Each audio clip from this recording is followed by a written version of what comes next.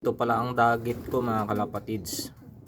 Bali papakawala na natin kasi busog naman sa lagi, saka medyo mataba na sa mga kalapatids. Ayan yung sing-sing nya 2020. Ayan, napakaganda. Medyo matanda na mga kalapatids. Sana makauwi na sa may-ari.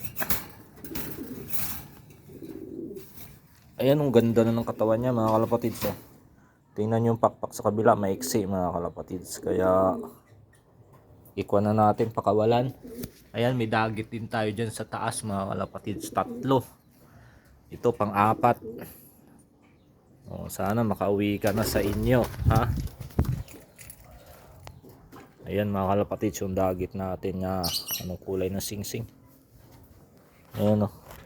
Ito yung sing-sing nya mga kalapatids. Pakawalan na natin. Ayan o, napakaganda. Ayaw. Uwi na yan mga kalapatids. Hindi ko alam kung kanino talaga yan.